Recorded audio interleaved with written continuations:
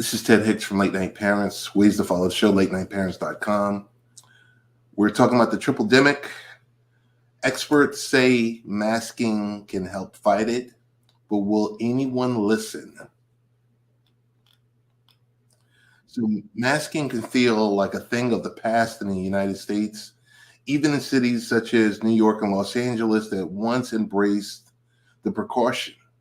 But as healthcare facilities grapple with a triple demic of respiratory viruses with COVID, flu, and RSV surging simultaneously, experts are once again urging the public to don face coverings. John Schwartzberg stated he would not go into a grocery store without a mask.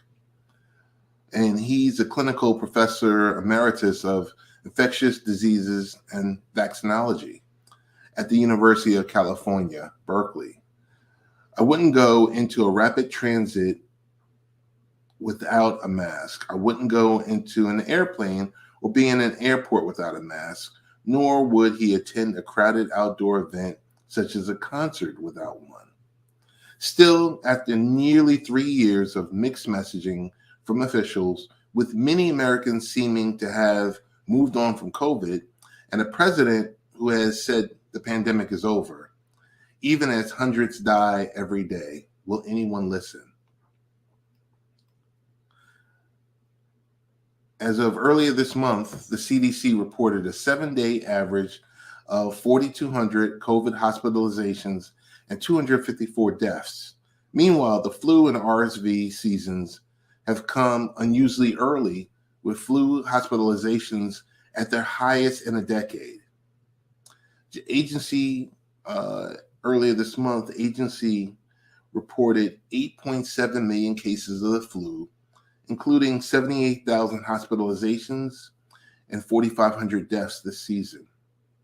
And we haven't seen the worst yet, given that it's been less than 2 weeks, well, really 2.5 to 3 weeks since Thanksgiving, and we have the Christmas is, roughly about a week away. So the good news, masks work against COVID, masks work against RSV, masks work against influenza, and masks work against other respiratory viruses. They really do help prevent people from getting infected and the consequences of that infection. Amber Karan, an infectious disease expert at Stanford University, agrees, as do a number of studies, including a recent natural experiment comparing masking and non-masking schools in Boston. So masks will help reduce the risk of acquisition of viruses. The better the mask that you use, the more effective it'll be, depending on the fit and the filtration of the mask. With N95, KN95, KF94s offering a good protection. His own experience speaks to the overall effectiveness. Through the years of treating COVID patients, he managed to avoid infection. When he did get infected, it was actually from someone who was sick in his own house. So when it comes to COVID, it's noted vaccines work well against severe diseases, but are less effective against infection. Masks offer an important additional line of defense. As for other less transmissible viruses such as flu and RSV, they largely went away when we use mitigation, such as masking early in the pandemic. After pulling back on such measures, however, now we've seen an upswing. But as anyone who's gone into a grocery store or ridden a subway in the recent months know, trying to find someone in a mask these days can feel like a round of Where's Waldo.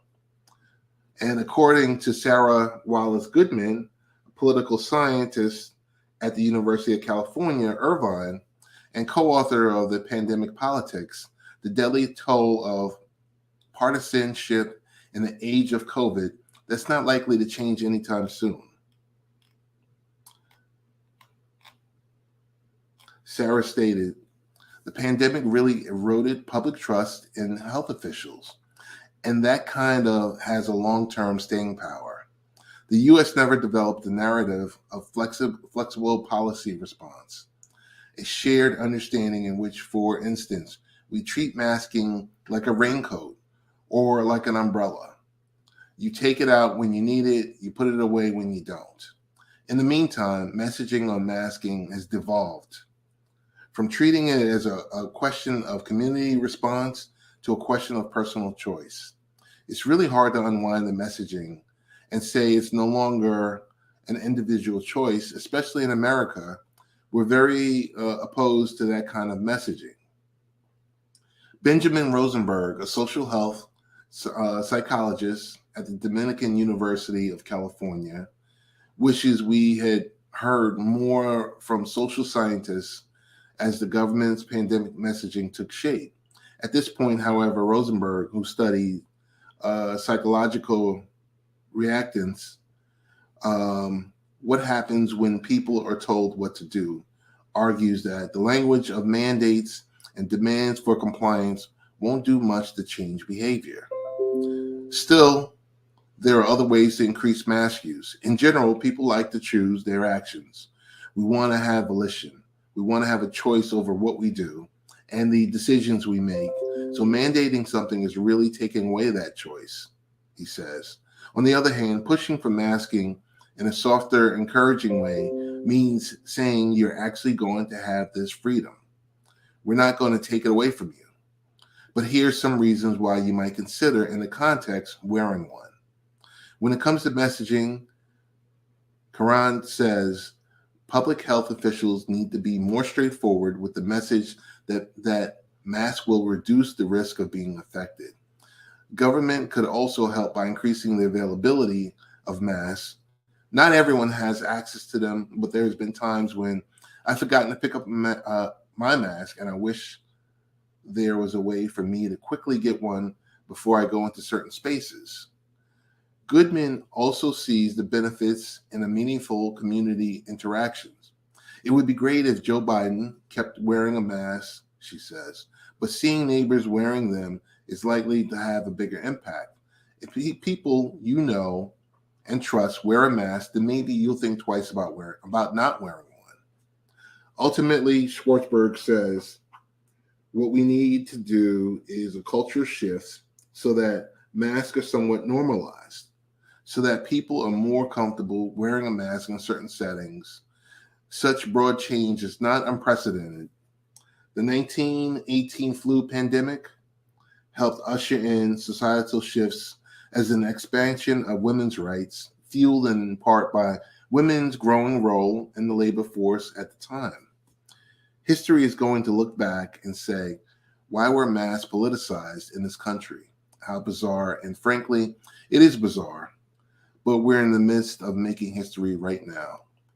This is Ted Hicks from Late Night Parent.